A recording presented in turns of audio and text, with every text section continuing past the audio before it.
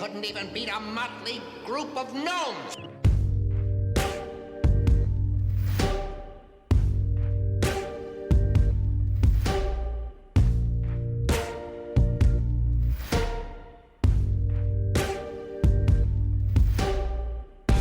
Hi, I'm Joe. And I'm Tiana. And this is Next Door Villain, a podcast where we uncover the villains to discover their humanity.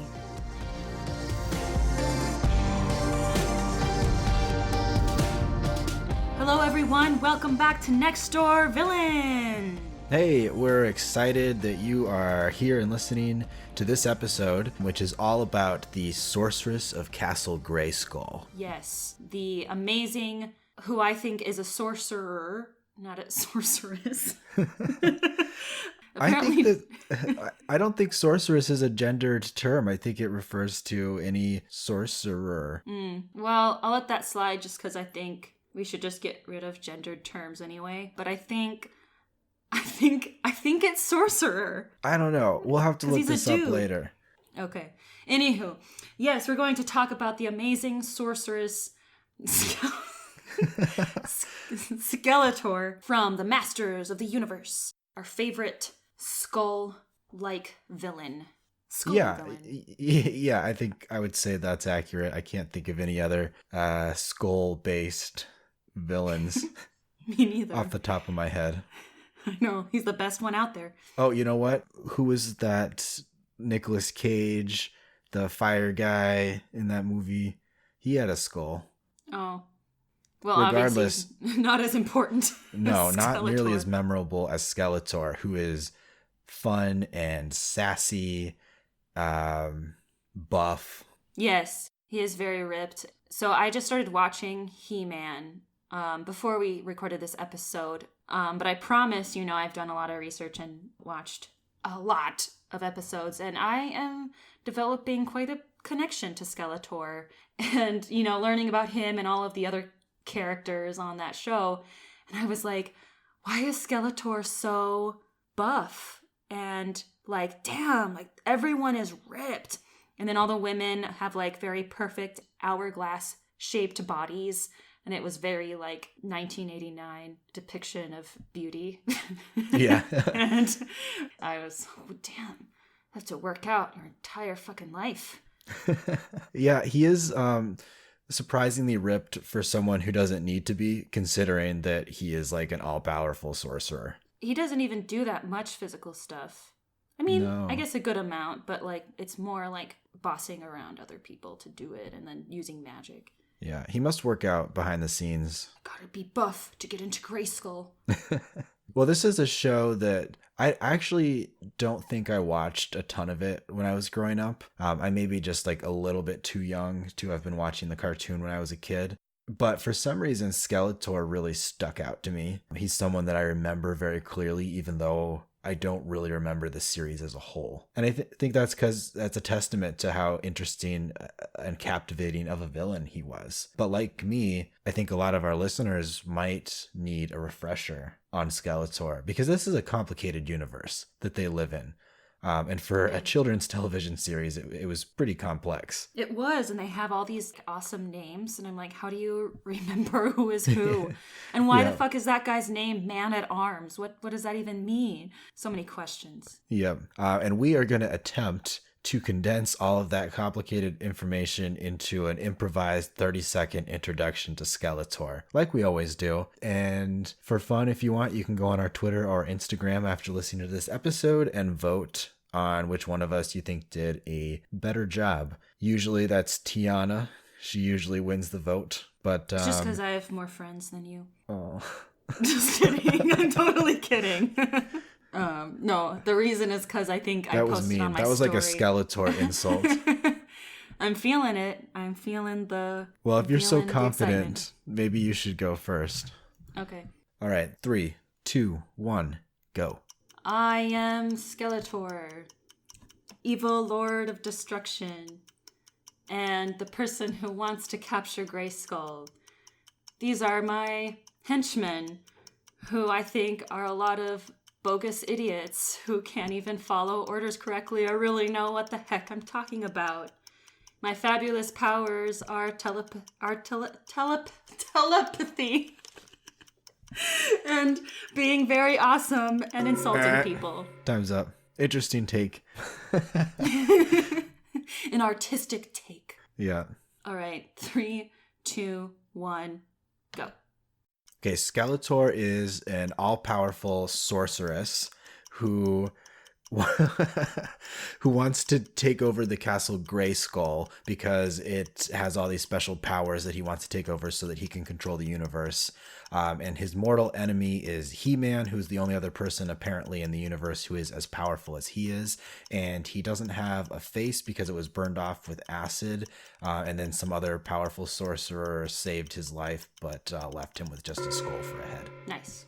Very good. Yep. And there have been some debates about whether or not he has a neck. Fun fact. Yes. It's a very controversial issue, it turns out. But I'm on team neck. I think he has a neck. And yeah, I'll explain why. And this, I think, will also be an explanation for his backstory a little bit. So his origin story is a little bit unclear.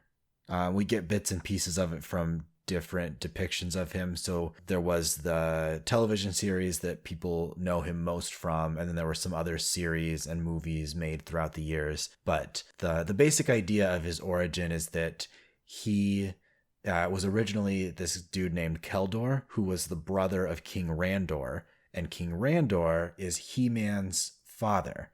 So Skeletor is He-Man's uncle, basically. But at some point in time, Keldor started mentoring under this evil sorcerer Hordak, and then ended up in a fight where acid ended up on his face, burned his face off, and then Hordak saved his life, but in return, basically, it meant that he would have a skull on his face forever, or that his face would be a skull. And so this is why I think he has a neck, because that origin story basically says that his face was burned off, and he's always wearing a hood, so we can't see the back of his head, but if it was just his face that was burned off, then he would in fact still have a neck. Team neck. Hashtag team neck. But then, correct me if I'm wrong, so the argument against team neck, team no neck, is that his head is probably floating in there because there needed to be some magic to kind of put him back together. Is that what it is? Yeah, I guess so. Which, I could also believe as well, because it was a sorcerer who saved his life. So yeah, he could just have a floating skull head. And maybe he wears that hood so that it doesn't look super weird. A skull floating above a really buff body. Right. Yeah, because I guess he could keep the rest of his body. I don't really like my neck very well. I guess I could wear a cape. Be nice. Yeah. It would be nice not to have a neck sometimes. I like when I'm sitting at my computer all day at work, my neck gets really tense, and then you get a headache, or you just need a massage or something, but you don't have anyone in your life to massage it for you. Sad. So you'd rather it be floating there above the computer screen. I think that I would have a lot more versatility with my head. You'd be able to kind of whip it around, not have to worry about a sprain or a knot or right. Like if you were a teacher and a student is behind you doing something naughty, then you just spin around your head like, what are you doing? And they're like, uh-oh, sorry, Mrs. Skeletor. Mrs. Skeletor would be the most fun teacher. I know, Mrs. Skeletor. Wow, she knows how to take some shit. Yeah.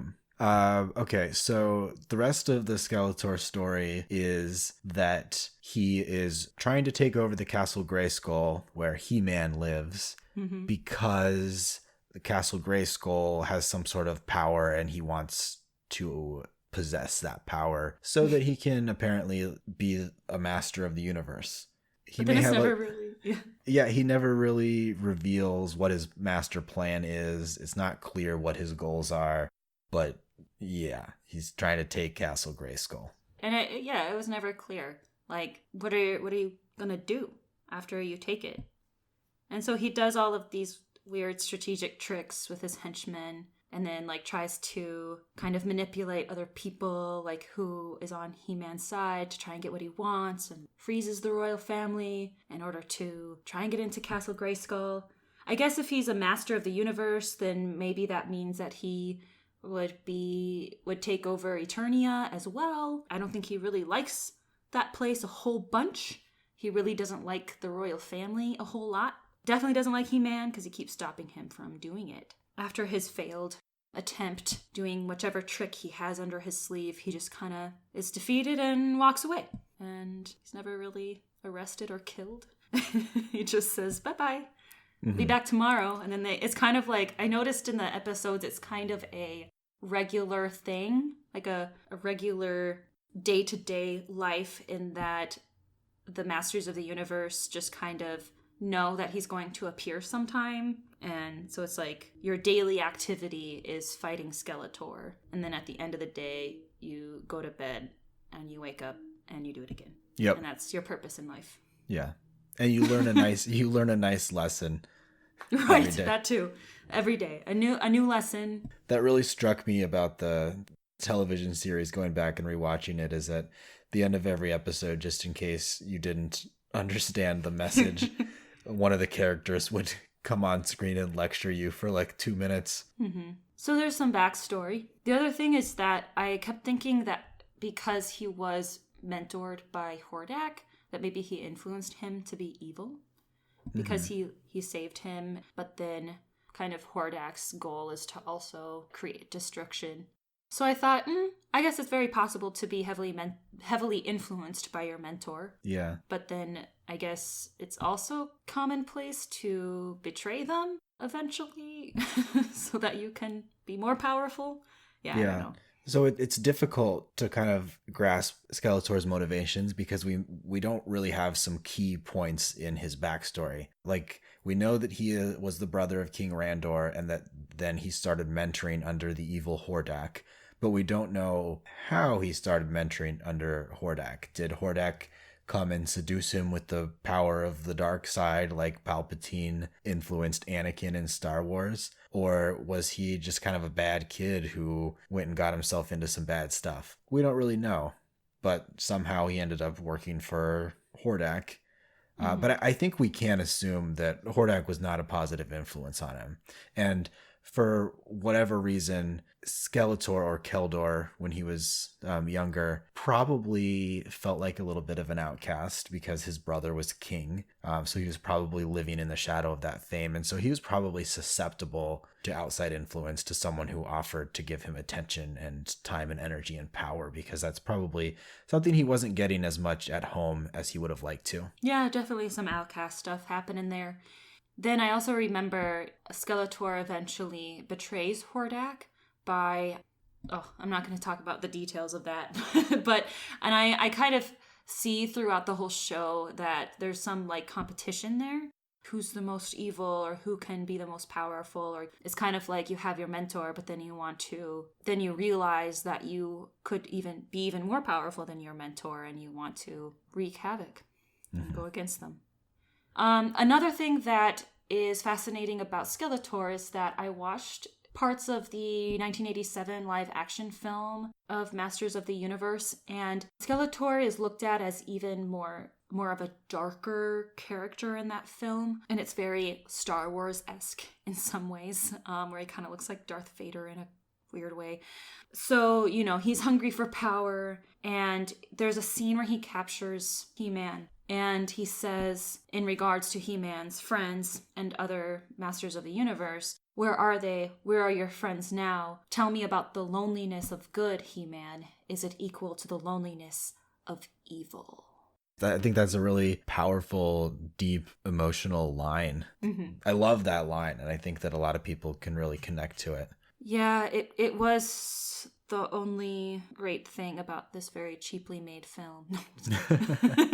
No, it was a good film, but it's very 1987. And you're right, yeah, that is a very deep quote, and I think it kind of implies that some of his motivation could also be that he needs to be known to others as important and powerful in order to have people know who he is. Yeah, I mean, I think it's pretty explicit that he's saying that he is lonely. Like, yeah. Is it equal to the loneliness of evil? He's saying that he doesn't have anyone. He's by himself. To me, this is a cry for help I think. And I suspect he doesn't know any other way, right? He's done all of these terrible evil deeds, and he doesn't have anyone around him, and he probably can't see a way out. Mm-hmm. And I think he also gets a little bit excited because usually he sees He-Man with other people, with other masters of the universe in order to help fight him. But Skeletor is oftentimes alone. And so he's kind of excited to see that He-Man is very vulnerable in this moment without other people around him. And he's kind of, I think it's also a way of him saying, like, now you can kind of get a glimpse of what I feel like every day. Uh-huh. And it's kind of like his cry to make him empathetic. No, make He-Man empathetic. So. Yeah. And so we say this all the time, that we never try to justify bad actions, but to understand loneliness in someone else, I think really helps to understand why he does the bad things that he does, because I think loneliness is a really powerful motivator to cause us to do things that we maybe wouldn't do if we were our regular, like, happy selves. And I don't know if you've been reading some studies or articles, but the millennials and Gen Z, even elderly populations these days, are very lonely. We are pretty lonely people in the United States, right? I think, it's important to think about that in a way. Like, how can I help another person, or how can I be with other people so that I don't lash out in some way? Because I have been very lonely before. When I first moved to Spokane, I knew no one. So I pose this question for both of us to answer, has loneliness caused you to do or driven you to do any weird things, or anything that's kind of alarming, or things that you wouldn't normally do if you would have people in your life? Because I can go first.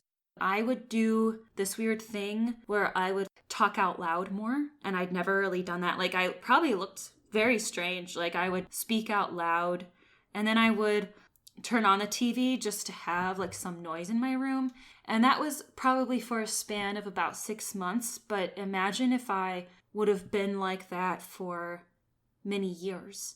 I feel like I would have started to do some other weird things. I don't know what other weird things I would do, but they might not be looked at as entirely awesome. Sometimes loneliness causes you to isolate yourself even more.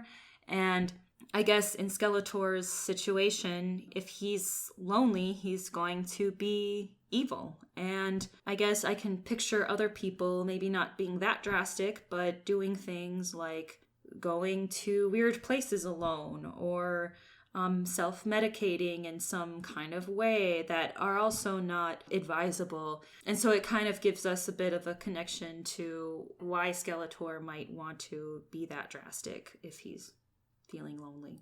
Yeah.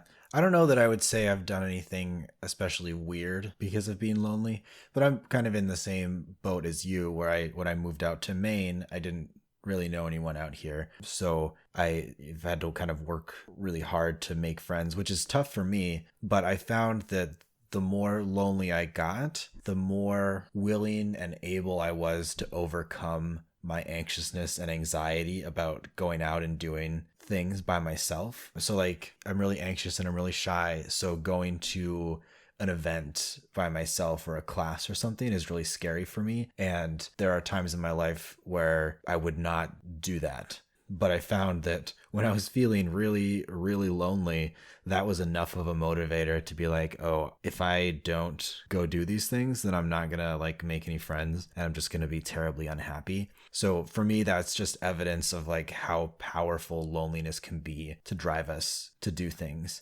And I can very much see how, for me it was positive, but maybe for someone else it could drive you to do negative things. Maybe you don't see a positive path, or you're in a difficult or a bad situation. It might motivate you to do things that aren't good. And I think that might be what happened with Skeletor. That might be what's happening with him. Mm-hmm. And if you think it's drastic that he went evil, I'm assuming this is something that was happening to him for many, many, many, many, many, many years. if it gets to that point, yeah, maybe you want to be someone who's aggressive in order to be noticed. And in order to mitigate your loneliness. Yeah. So I have a theory that kind of wraps all this together for Skeletor and his motivations. And I want to preface this by saying this is just totally something I made up. It's total speculation. But part of empathizing is having the ability to be creative and imaginative about other people's lives and what they might have been going through. Because without that imagination, you can't put yourself in someone else's shoes. So this is not necessarily what happened with him, but it's my imagining of something that could have happened to lead him to be the villain that he is today. But when we think about loneliness and not feeling seen, I think about the fact that he doesn't have a face. And a face is so important in the world. Like, we portray so much emotion and so much feeling with our faces, and we connect with people through our faces and through our eyes. And I wonder if when people look at Skeletor, if they don't have any sort of connection with him, and that he can feel that, and that he might feel like he's being looked at just as any other object because he doesn't see the way that people react to his feelings and his emotions. And so in a sense, not having a face almost makes him invisible. I read in a book recently, and I wish I could remember where this was from, but it said something to the effect of, to be seen is to exist. And thus, if people don't see us, then we don't exist in the world. And that's a really terrible feeling. Yeah, and I can definitely feel that. And I also think that Skeletor, maybe because he doesn't have a face, also puts more emphasis on like the words that he says. And maybe that's also a reason as to why he's so sassy. Yeah. You know, or just like, you're obviously like not going to listen to me with my facial expressions or like my nonverbals, so I need to call you an idiot with my mouth right now for you to like pay attention. Even his henchmen are kind of they're not the smartest bunch, and so I can also see how even his own henchmen, who kind of only care about getting paid, aren't really seeing him either, and they're supposed to be on his side. Yeah. And to even extend on this speculation a little bit further, I also wonder about the fact that Skeletor never wins, even though he's supposed to be this all-powerful sorcerer, and that He-Man is supposed to be the only other person powerful enough to be able to stop him. There's a little bit of me that wonders if, like, subconsciously, he doesn't want to win. Like, he doesn't win because he doesn't really fully let himself win. And that part of that might be that he doesn't care about really taking Castle Grayskull and getting its power. He's already very powerful. What he cares about is the attention that people are seeing him and that his actions are having an impact on other people, because that proves to himself that he exists. Because when he can see things that he does affect other people, even if it's affecting other people negatively, that is proof that he is in the world and exists. And so, yeah, so my speculation is that maybe he doesn't want to win. Maybe he just wants to be seen. Yeah, and like I said earlier, He-Man and the other Masters of the Universe, they get up pretty much every day and deal with Skeletor. Like, they're basically created. Like, one of his sole purpose of picking up that sword as He-Man was to fight Skeletor on a day-to-day basis. And that probably fuels Skeletor's need to be evil and, as you said, to not win. Yeah. And that's all like pretty heavy stuff. I also kind of want to talk about, and we've touched on this quite a bit, that people just seem to like Skeletor. And I think it's hard to really grasp exactly why, but maybe let's just talk through some of the things we like about him.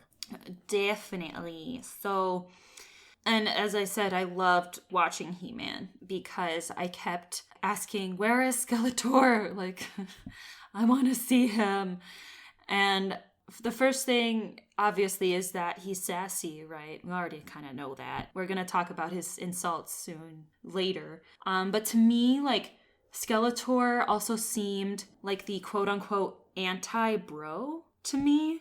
Uh-huh. So, like, He-Man is this glowing, buff guy who is so weirdly wholesome, but also very macho and masculine.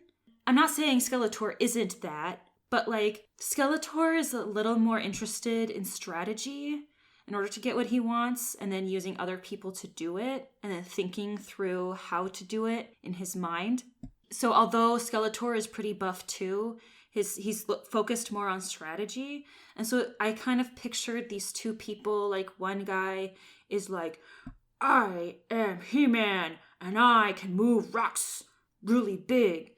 And then Skeletor is like, screw you, man, and I'm just gonna get you through the background and fight you that way. And so He-Man seems so bro-like to me, and then Skeletor is a little more like intelligence, realness over here. He-Man is, I really like what you said about his wholesomeness. Yeah. He's very wholesome and very he's plain. He's so plain. Just kind of like vanilla, good guy. And Skeletor is just so much more interesting. If right. He-Man is vanilla, Skeletor is like a tangy, sweet and sour sauce. Right. And so like He-Man doesn't have much depth to him except being wholesome. And I don't know. Also, why is He-Man like naked practically? Yes, that's exactly what I was thinking too. And then he like will fight with his sister, and she's like hardly wearing anything either. And then everyone's really sexy, and I'm like, is there gonna be an orgy next? What's happening? Yeah, it's like, it is weirdly almost kind of erotic in a sense, but not really. But like, there's just like tinges of, they're like weirdly on the brink of sexual, but they're also incredibly wholesome, and it's a children's show, and it's kind of unsettling. Right. But then Skeletor just kind of like breaks through that like weird wholesomeness thing with his sassy, unique, interesting personality. Exactly. It's like a relief to get away from He-Man and the rest of them, and that, I don't know. I know, and they're like, goodness for all, and I have a sword with my cat. And I'm like, shut the fuck up. Like, no wonder why, like, they want to defeat Eternea, or like he just hates them. They're just, what do they even do in Eternea? Just sit around drinking stuff out of gold. Yeah, Eternea is like the rich polo bro frat house. Right. And Skeletor is like the emo goth frat house that's like trying to I don't know. It's the sorority house who's like, you fraternity, you are toxic. Also, actually, I don't think we mentioned this at all, though I'm assuming anyone who's this far into the episode probably knows He-Man somewhat. But He-Man and Adam are the same person. Adam turns into He-Man. Basically, he like lifts this sword up and he goes, by the power of Grayskull, I have the power. And then his clothes disappear and he has magical powers. And no one knows. No one can tell. Even though he like disappears anytime anything bad happens. His friend Tila, this one episode, was like, why do you always run away when bad stuff happens? And he was like, I don't know. I'm just a coward. And then boom, he's strong. Like he always was. Mm-hmm. There's no stakes for him to like be in hiding, I feel like. Like in Superman, what does it's he like, lose if people find out? Nothing, really. I can't think of anything. Like in Superman or Spider-Man, they want to protect the people around them that they love. But the people around He-Man are the masters of the universe, or the people around Adam, I guess. I don't know. It's all very silly. It is very silly. Oh, and another thing why He-Man is always seems to play defense. Oh, Skeletor attacked. We need to like fight him. But then like in a way, like I was kind of drawn to Skeletor's intelligence because he is always the one trying to initiate the fight, do what he can to get what he wants. Yeah.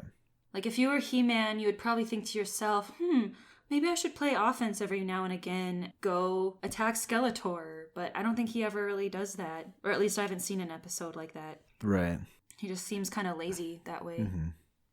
I don't know. Yeah. Another thing about Skeletor, he's pretty adamantly evil. He's very openly against doing good things, except for in this one lovely episode, the Christmas special. Yeah. Where even though the entire episode talks about how much he hates doing good things, he does one very nice thing. A few nice things, actually. Yeah. Okay, are you ready for my Yes. tangent on this? Okay. Yeah. So I watched the Christmas special, and in the first part of the episode, there are these two Earthling kids that Orko comes across, and they're alone in the snow trenches. And Orko is like, why? Like, what's going on? Like, why are you alone? Okay. So, and where are their parents? Their parents are nowhere to be found, but they're these two little kids in like the depth of like Mount Everest or something in the trees. I don't know. That's what it looks like, but they're in the midst of Snowtopia, essentially. So, okay, so fast forward. And Skeletor finally, has these kids and takes them with him because he needs to destroy the feeling of Christmas, and they essentially are the feeling of Christmas and joy because these kids are always freaking happy all the time, even though they're obviously neglected by their parents. And they're like cold, and he puts a coat on them, and he's like, gosh darn it, I felt bad. And then he walks with them and has a chat with them about what Christmas is, and he was like, that needs to go away. But then the kids kind of say that he's kind because although he reluctantly doesn't want to help them, he does. And then towards the very end, he actually like saves them from Horde Prime, from being captured, and kind of like helps out the Masters of the Universe. So essentially Skeletor saved Christmas, and none of those royal bastards really did a whole lot. And he was a way better father to those kids than their own parents because Skeletor did not leave them in a bunch of frickin' snowbanks like their parents did. Like, what? And yeah, Skeletor was bonding with the kids, and he had some inkling of kindness. But this is where we get a lot of awesome quotes from Skeletor. He's like, I like feeling evil, or something like that. And I don't want to be good. I want to feel evil. I don't know. It's just an inkling of the complexity of his character, I think. It offers some evidence that there's a nice do-gooder in him, someone who really feels emotions, and that this evil thing is not the whole of his personality, even though he constantly says it is. Mm-hmm. Maybe he talks about being evil so much because he's trying to convince himself that he's evil, because he's scared of what it might mean to confront his emotions and positive feelings, what that might mean for him and the implications of what he's done so far in the world, if he accepts that he's done bad things and has to take responsibility for them. And I also think that people in general, once they kind of think of themselves as a certain way, they want to stay that way. Just in general, like, I'm a good caregiver, or I am a nice, sweet person, and people know you as that, and maybe you were that way, and so you just kind of want to continue on with that reputation. We like to have an identity, and transitioning to a new identity is always difficult, and being in the in-between is uncomfortable. So sometimes it's easier to stay where we're at, even if it's not where we want to be, because change is hard. Yeah. So Skeletor is also interesting because for other villains, I was not necessarily 100% on their side, per se, although we were practicing empathy and so kind of talking about their side. But I feel kind of more personally on Skeletor's side. One of those reasons being that I think the person with the skull should have Castle Grayskull. I just think that just naturally works together with naming and continuity purposes. His skull's not gray, though. It's kind of tan. White. Off-white. Still way better than what He-Man got. He-Man has a skull also. It's just covered in flesh. Yeah, but we'll never know what it looks like. Okay. We'll never know for sure unless we cut out his face. Sorry, that was violent. Yeah. I feel bad for Skeletor because I think he could maybe win, regardless of his mindset type thing that you were talking about earlier. I think he could win if he had better henchmen. Of course, Evelyn is pretty good. I'm not going to get into it, but there was like some subtle, they could be in love, or they might be a couple for career purposes. But I thought, the talent market for evil must not be that great right now, but he does pretty well regardless of having a lack of applicants to his henchmen and hench people. They are hiring. pretty unhelpful. Often they are what ruins, almost always they ruin his plans in some way. Even when they're trying to be helpful, they screw it up. I know. So shitty. Yeah. So bad, actually. I would feel pretty upset. I don't think I would hurl insults at people who worked for me. Mm-hmm. But I still probably wouldn't be a very happy person. Yes. If that were the case. Skeletor's insults are one of the reasons that we love him so much. Mm-hmm. Because he is full of wonderful, sassy, weird insults. Mm-hmm. Yeah, I think that's the main reason why a lot of people like him. So we thought we would, to end the episode, share some of our favorite Skeletor insults and also try to write a few of our own insults that Skeletor might say. So I want to start off by saying a few insults that Skeletor actually has said, because I like them so much. And then it also kind of fueled my way of figuring out, okay, how can I diss someone as a Skeletor-like person, or like insulting people with a Skeletor-like flair, I think is a very important skill in today's world, and I'm going to give you some tools in order to do that. So, anywho, my favorite insult of his is, quiet or I'll turn you into a suitcase. That's so random. I know. And it's so great because a suitcase is such a, I don't even know. It's like, no one wants to be a suitcase. Like, what? I know. Like, that's like, I would have thought of that, but like, yeah, being a suitcase would suck. I think one of my favorites is, not all that original, but I'd love it. He says, I could write a book about the stuff you don't know. I love that one. Some honorable mentions are, get over here, you furry fool. You could say that as an insult and in the bedroom. Ooh. And come in, you royal boob.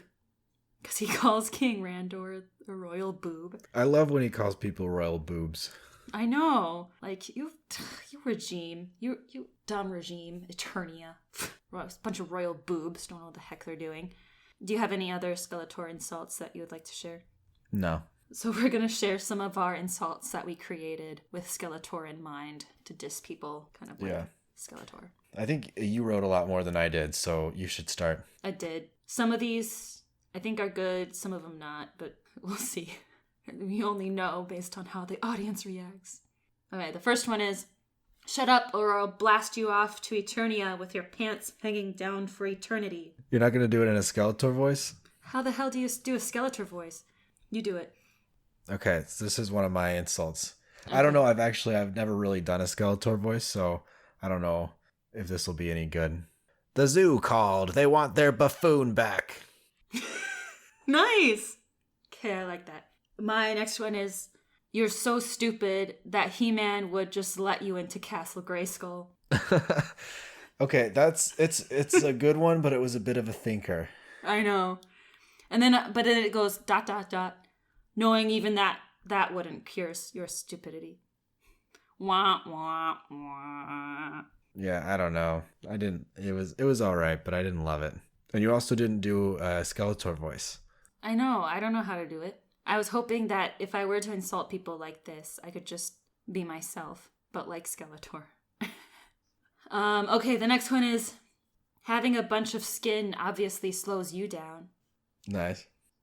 Get me into Castle Grayskull or I'll transport you to my butt crack. That one made me laugh. It was a little graphic for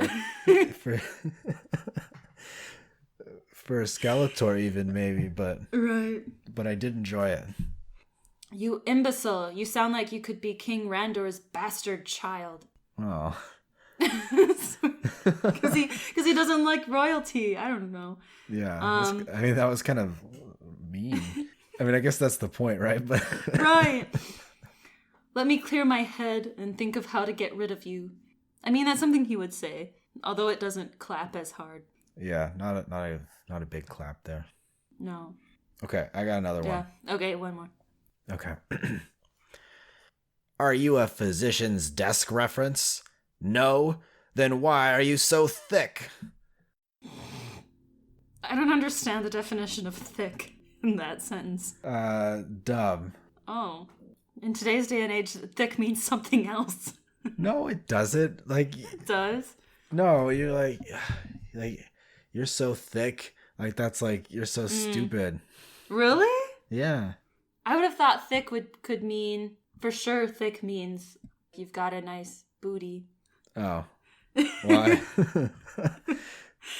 Well, once upon a time. In 1955. Maybe even 1980s. I don't know. I've always thought like thick as an insult was like you're just like so dumb. I'm pretty sure it is used that way. Yeah, it could. I'm just too young. All right. I was really proud of that one, and I was sad that it No, didn't it's land. good. I just thick, cultural changes occurred. All right. How about since 1985? How about, are you a physician's desk reference? No? Then why are you so thick in the head? Okay, yeah, that's better. Okay. All right, well, I think that was a good discussion on Skeletor. Yeah, if you're listening and you have any fun insults you want to share, do not share them in the review section of our podcast. Share them with us on Instagram or Twitter or Facebook at Next Door Villain.